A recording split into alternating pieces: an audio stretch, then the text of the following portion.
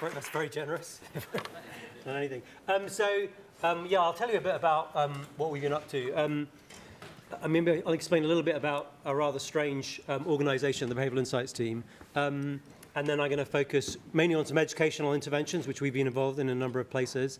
And I'll also talk about the what works idea, for those who don't know about it. It's kind of what it says on the tin. All right, very good. Here we go. So I'm not going to give a lot of background detail about behavioural science, but maybe if we have time, people want to come back to it and we'll talk more.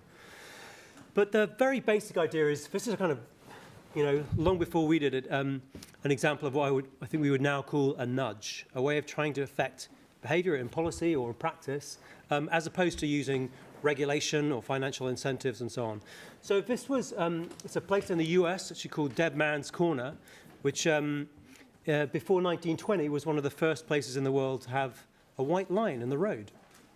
And the thing about this part of the road is that these newfangled automobiles that were appearing, of course, enormously increased between 1910 and 1920, would shoot around this corner and sometimes they hit each other.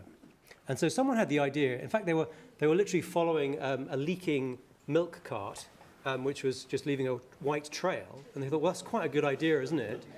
So they had this idea. In fact, you can literally see, I think my mic works, so I can move around, a hand-painted white sign and a big arrow, suggesting you might want to drive on this side or the other. So there's no legal sanction. And indeed, when, certainly me, I don't know about you, Julian, when you learned to drive, but we all learned something called the Highway Code in Britain. It was it's literally advisory. It's not mostly in law. So that turns out to be a great example of what we would now call a nudge. It's a suggestion you might want to do this. Of course, it actually saves literally millions of lives and makes the economy work better by just putting some lines down, as long as people know what they are. And in fact, there are lots of examples continuing in transport. So, rumble strip on the side of a motorway. If you're slightly falling asleep and you drift, and it'll wake you up, right? So you could have had some elaborate laws and extra sanctions, but it does the trick pretty well. So it's a class of interventions, and the question is, why wouldn't we use them more extensively? So I'll show you some of those, particularly around education. So a realistic model of human behaviour is basically the core idea. So let's suppose that we design policy, or indeed even education, on the basis of actual human beings, as opposed to the model of what you'd find in an economics textbook around rational utility maximizers and so on. The simple model is normally sat behind it is sometimes known as thinking, from Danny Kahneman, Nobel Prize winner, thinking fast versus slow. So most decisions that we make in life are actually just done very, very rapidly in an intuitive way, right? So simple examples of answer the question 2 times 2, what is it? Your brain, you actually know the answer pretty fast. You don't have to work very hard at it, right? Or your daily commute. You kind of do it almost on autopilot. You don't have to think very much. So these are examples of your brain thinking fast. That's actually how you make most decisions. What you're going to eat, what you're going to do, and so on and so on. In fact, even very big decisions in life, maybe we'll get time to talk about, are also driven surprisingly by these same factors. As opposed to sometimes known as system 2, or thinking slow, which is deliberative, your prefrontal cortex. So 24 times 17, for most people, they don't know the answer straight away. They have to think about it, or take out their phone, or whatever. It's effortful in order to answer a question like that. Or traveling overseas or on a different route, you actually have to think about where you're supposed to go, what you're supposed to do. Actually, I sometimes use, maybe I even do it today, if you don't want to read thinking fast and slow, is that something important, probably? A piece of paper to illustrate it, the whole thing, about what our brain does well or badly. Maybe I'll use it today. Here we go. So, here we go. I used to do this with Cambridge students, when I think about it. So I'm going to demonstrate Danny Kahneman's Nobel Prize winning stuff with 2 bits of paper. So the first bit is thinking fast. So if I take this bit, I need someone who's going to be athletic enough. I'm going to throw this at someone who's, you're looking like you're ready for this. So here we go. You ready? Yeah. Very good. Super. So it's actually an incredibly complicated thing you just did. But if we say, how do you do it? You're just like, well, I just put my hands up. But that thing is something moving through space. It's ambiguous in its size and its space and its proportions. And yet you can move your hands perfectly in sync and catch it accordingly. It's an extraordinarily complicated thing to do. Even in the world of machine learning and robotics, we're pretty hard pushed to do what you just did. But it seems effortless. On the other hand, if we'd said the same bit of paper and we said, as I actually used to do with my students, let's suppose we could fold it many times. So 1 time, 2 times, 3 times, and carried on going. It gets hard after a while, obviously. But imagine I could carry on doing that for 100 times. So how thick is the piece of paper? Do a good educational puzzle. Yeah, so you used to do this with my Cambridge students. They're fun sometimes, this kind of issue. And anyway, they sort of say, oh, God, it gets really thick, doesn't it? Like as high as this, roof or whatever. It's actually incredibly simple calculation, if you think about it. It's just going to be the thickness of paper, right, times 2 to 100, the power 100. It's a very, very big number. In fact, it's about, well, it's billions of light years. It's well past the entire Milky Way, how thick the piece of paper would end up. So it's a trivial calculation, but our brains aren't made to do it. So that's thinking slow. Okay, so there's Danny Kahneman on a piece of paper, and we'll move on. So the idea is, well, what happens if you design policies and practices and even education around these kinds of models? And so that's what we've been doing for the last little while. So I won't go into lots of detail, but for those who want a bit more, so the Behavioural Insights team was set up in the 2010, after the 2010 election in Britain by David Cameron, actually Nick, of course, as a coalition government, in order to apply these principles inside government. So we've done it in many areas, which I won't talk about today, but getting people to pay their tax on time, or getting people back to work faster, or whatever it would be. It turns out, as I said, we mentioned briefly, it's not just catching bits of paper or crossing the road, but even actually big decisions in life are determined by the same kind of behavioural factors. A classic one in Britain is the suicide rate in Britain dropped dramatically in from the late 1950s. It dropped year on year for 7 years running, in both men and women. There was a lot of interest about why it was. Some of you in Britain with long memories might know the answer to it. It was actually North Sea oil. North Sea oil in Britain, do you recognise this example? Brought with it natural gas. And why did it lower the suicide rate? It's because people used to, one of the ways they'd kill themselves, they put the gas on in the oven, they put their head in, and it would kill you, right? But when natural gas comes online, it doesn't have the same carbon monoxide levels. So what happens is that, literally a quarter roughly of suicides that would have occurred just stop happening. Now you think this is the most important decision you might make in life. It turns out it's affected by just how difficult it is. So when it's made a bit more difficult to kill yourself, we see this dramatic reduction. Particularly in men, we see almost no substitution at all into other forms. So even the most important decision in your life is affected by these same behavioural factors. So returning to education, which I'll now focus on the remainder, it's quite hard to sit in Westminster, in number 10, or indeed in the White House or anywhere else, and say, you at the back, will you please concentrate how you pass a law to make someone study harder, right? It's a really difficult puzzle. So it seems like it's well suited to these techniques. And I'll show you now through a few examples of interventions we've done in a number of countries, how that works. Actually, I can probably use this, can't I? Yeah, radical, I'm free. Okay, so how can we, one question someone asked me just before, what about other outcomes apart from exams? Maybe we'll talk about that too. I'll focus on this. So first of all, I'll just show you an example of a 3-arm trial which we did. As happens, one of the trials arms was based on Carol Dweck's work and Angela Duckworth, which I know you know. But I'll also show you some other ones. So this is, to set the context for those who don't know the British system back to front, this is a British trial in this case.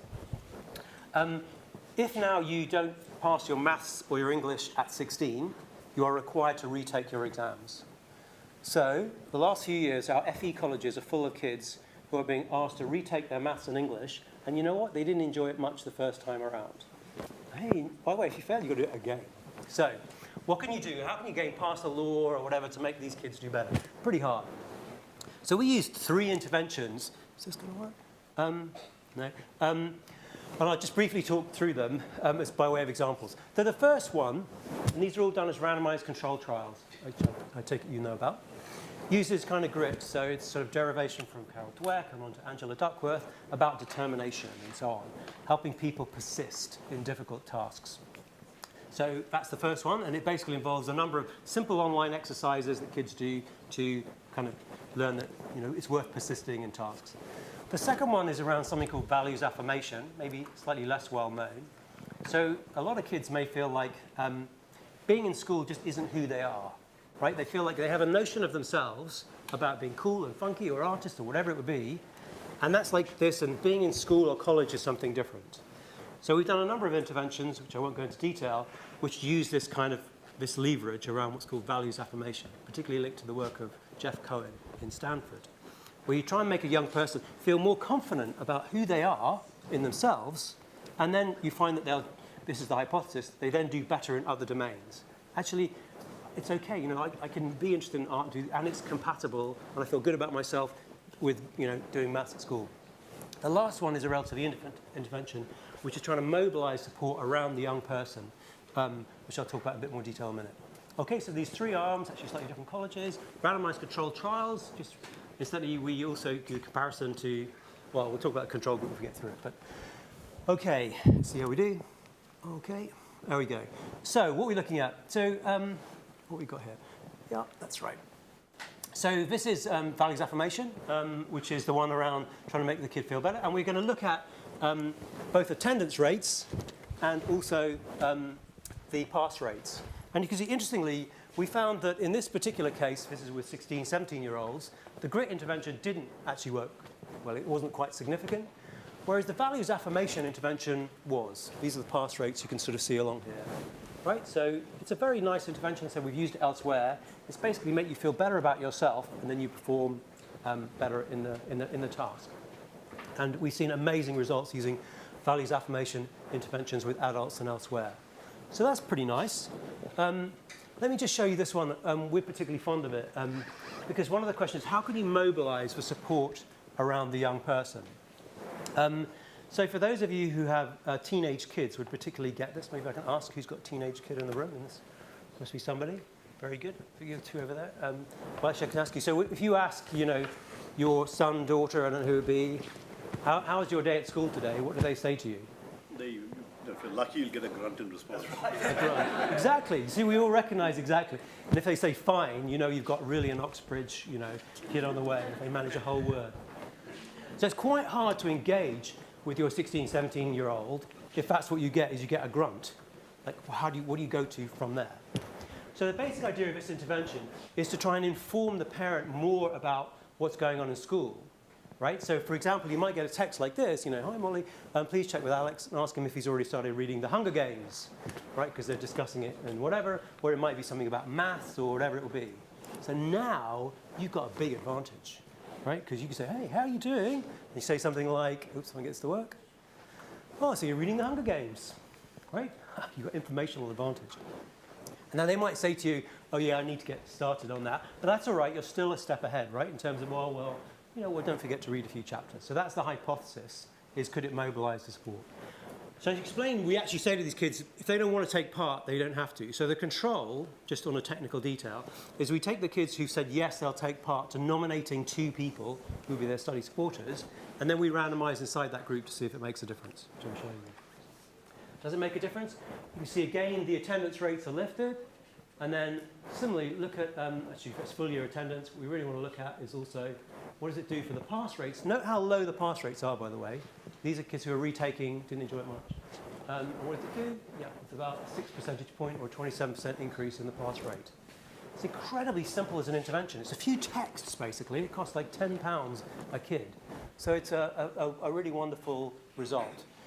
We've tested further variations where you send the text to the kids and so on, which we haven't got time to go into. But so, very good. So we can do something with the 16, 17-year-olds in college. What else can we do? Well, how could we get them to a place like here? So one question we wanted to do is, if we're not going to spend, huge amounts on scholarships, we want to do a very cheap intervention. In this case, we thought we'd identify kids who go to schools where there's decent grades, but very few seem to apply to a place like this. And what we did in this case, our intervention, is we drafted a letter with a couple of students who went to similar schools, and then the letter goes to the student, right? And it just basically says, I think I've got a copy of it here. You can't read it all, but a bit of it, back in 2009, I was exactly the same position as you. I came to realize that people with grades like you and me are in high demand at very prestigious universities. And then it was signed, it was actually hand-signed by the student. I had to sign 5,000 of these letters, so it was very heroic. Again, does it make a difference to what the kids do? Yeah, this is whether not only do the kids apply, do they apply and then get offered a place at the relevant university. And again, it's a pretty chunky effect. It's about a third increase from sending these letters. That's a lot cheaper than what most universities do in terms of mobilizing the number of kids going to university. Okay, so here we go. One of the things, of course, we're not only interested in the kids. We're actually interested in lots of other players as well. So we're interested in the teachers and the head teachers and so on. So one trial I'm opening up is a key issue in a number of places. For example, we're doing work in Australia, is getting teachers just to go to rural schools. A really big issue, can you even get them to go there? And so we use these kind of nudge techniques to get a threefold increase in the number of students going to rural schools, which it turns out otherwise is a big deal because they just don't have teachers. This one's actually aimed at head teachers even. So one of the interesting stories is, why doesn't good practice diffuse across an educational system? And one of the techniques is to try and get really great heads who are doing a fantastic job to talk to other heads in neighbouring schools who aren't doing so well. But then, how do you get them to do it? Like, why would you want to do it? So in this case, a similar kind of variant, where a letter is drafted, it comes from a head who has done this kind of mentoring and support, goes to other heads and says, actually, I found it quite a rewarding, interesting experience, you might want to do it. Does it make a difference? Let's have a look. You can kind of guess, probably. There we go, yes. So it's more than a doubling, and a number of heads who will then take part in a program like this if they just get one letter from another head talking about why they did it. So it might not seem a big deal, but it's actually a really big issue if that's where your system is stumbling. Okay, what else going on? We also do work not only in the UK and whatever. Last year we worked in 31 countries, and sometimes in very tough environments. So I'll just show you a couple of things from that world. So this is work we've been doing in a number of refugee camps, and one of the questions is pushing educational content via mobile phones. So you might know, actually, even in quite tough refugee camps, people often have the one thing you'll see hooked up, right, is the cabling to do Wi-Fi and so on. And one of the questions was, we were just trying to, again, take some existing content and get it used. Like, what's the best message you could send to the parents to actually have them use the content? And it was a kind of discussion. So in fact, I can ask you right now, this stuff is always easy afterwards, but 50-50. What would be more effective is to say, talk about, you know, it's all very scientific and, you know, you should do this, it helps your kid's brain, or should you say, this is a kind of fun thing you can do, engage with your kids? I don't know, who goes for what? Who goes for the science option? Most effective? Few hands. And who's going to go for the parents being fun, engaged activity? That is what most educational experts said, so you're in good company. Unfortunately, you're wrong. So it turned out, actually, in the refugee camp context, a message which talked about why these activities were good for the brain development of your kid, because it's a really tough environment, was significantly more effective at getting parents to download and use that content. The point I'm trying to make here, right, is that there are actually many, many opportunities. Actually, in your world, you'll know them well. The A/B format, you test multiple variations. Why wouldn't we do that in relation to all these choices that you would see in an educational or indeed other context? And even the smartest of us don't necessarily get it right. I'll just show you one other example and then kind of draw towards a sort of last bit of the talk. We're also doing work in some refugee camps, literally in schools, and one of the things you see, if you those who work in those contexts, you see massive classrooms, a lot of traumatized kids in very difficult environments, and a teacher trying to do basically crowd control. And you get a lot of violence in these classrooms. So the NGOs have all these kinds of programs about, you know, human rights and you should do things in this way or not. We're pretty doubtful about the effectiveness. So we were running some interventions which we internally funded to see if it would make a difference. And essentially, I won't go through all the arms, but I'll just show you actually the most effective which we found was one which got the teacher to think in advance about a similar situation in which they actually were subject to some kind of violence or difficulty and how they felt, essentially to crank up their empathy. So this was much more effective than particularly we found the standard thing, which is, you know, you have to sign a contract saying you're going to do X, Y, Z, essentially an empathy-based intervention, even in a very difficult environment. Okay, kind of we're at time. So even if you don't care about the behavioural bit, one bit which is spreading through a number of governments is just do the empirics. It's so powerful, right? Why wouldn't we be testing all the time variations? So this came to medicine a few decades ago. They still haven't quite finished it all, but it came much more recently to education. So as Julian said, I also serve ministers as a national advisor on what works. And I'll just show you the education version of this. So it produces this kind of output. So it's what we call a What Works Centre, and it essentially collates all the evidence to put it in the hands of teachers and head teachers who don't have to follow it, but it just suggests this is what the evidence suggests today. So its central output is not some academic papers, although behind this sits 11,000, basically every single academic paper ever written, but this kind of content. So it shows you kind of almost like a Which Reports. You can see for different kinds of interventions, what's their cost per child estimated. The key thing is what's the impact measure. So this is expressed in terms of months of extra education. That's the metric that's being used. And there's also, really importantly, some sense here, the padlocks. How confident are you about this result? Because sometimes you get some very neat interventions, like aspiration interventions you can see there. It's a very popular intervention. You know, what you need to do for disadvantaged kids is say, look, you one day could end up like Julia here in Jesus College, or who knows, you could be a civil servant here.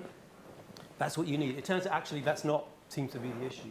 But it's on quite a weak evidence base, right? So you want to say, what can you do better behind it? So it's been a total transformative thing, and the EEF has also been running trials, literally experiments on British kids. Now more than 1 million kids, probably got the numbers up here. It's used by about 2/3 of English heads teachers on a regular basis. But the scale of the operation, so now 1 in 3 schools in Britain have taken part in a randomized controlled trial organised by the EEF. Right? That's nearly, in fact, it's more than 1 million kids now, 185 large-scale randomized controlled trials. And people were terrified, by the way, early on. They're like, oh my God, you're going to experiment. You're going to experiment on children in our schools. Yeah, actually, how else are we going to know what's effective?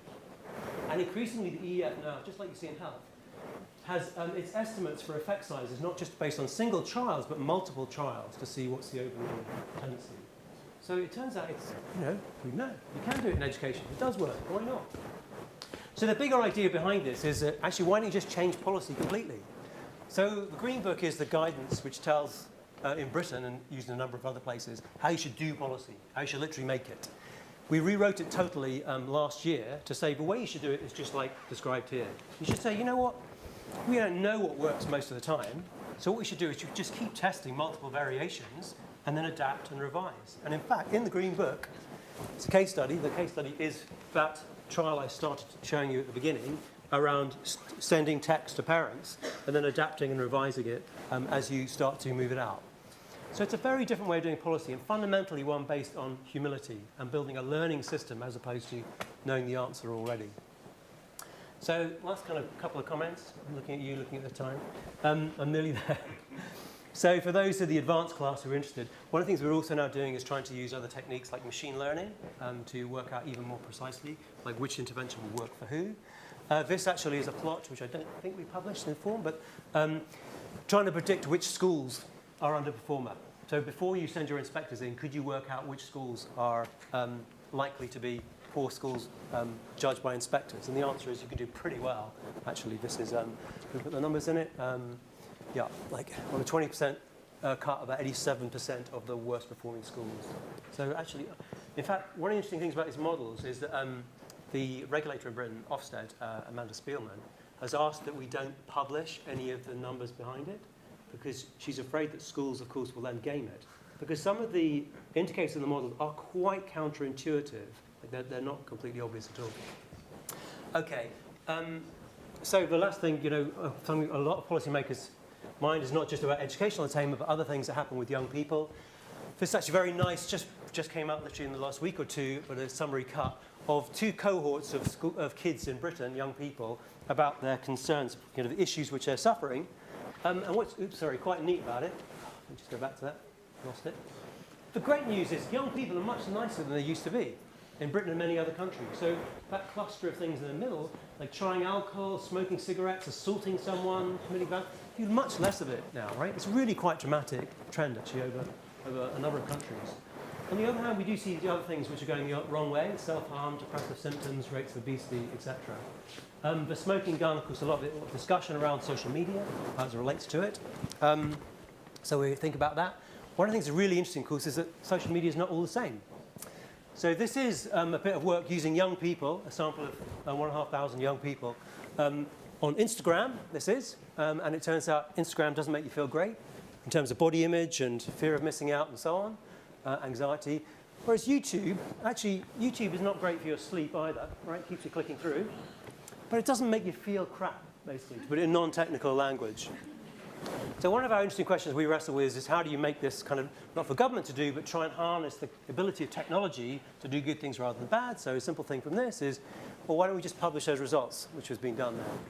So look, you know, if you've got a 14-year-old kid getting, or 12-year-old, frankly, getting their first smartphone, it's like, here's your phone, et cetera, et cetera. You can have to do whatever you want, but how about not using Instagram? Why don't you use something else instead? Make it Instagram's problem to adapt and make this technology, which is a good thing for young people, as opposed to a bad. Okay, so in conclusion, we're nearly there. We're pretty serious about this these days in Britain and indeed in other countries. We know we've got a long way to go. It's actually our chief scientist and government departments recently published for the first time all the things that they didn't know the answer to and they needed more help on. And there's a summary of it there, which behavioural science is dominant. So that's great. Good. We know what we don't know. Even if you don't care anything about anything else, at least go with the let's get empirical. This, of course, is a famous example everyone likes to quote, scared straight. You know, take a lot of young people we were worried about in school, take them off to a prison and show them how terrible it will be. Our best guess is it makes kids more likely to go on to offend. But it's a lovely idea, it just turns out it doesn't work. Finally, just my final slide is, I do think we'll look back on it, not only for our kids, I hope, and just say, well, what did you used to do, guys? How did you used to make policy and do education? You had these crazy theories which you knew weren't right about human behaviour, and then you did these things on a national level and you rolled them out without testing them. Like, surely you didn't do that, Grandpa, you know. I hope that's where we'll be. It's not where we're at yet, but we're getting there. So there we are. Finish that. You can read our stuff. We put it up there. Fantastic. Thank you very much.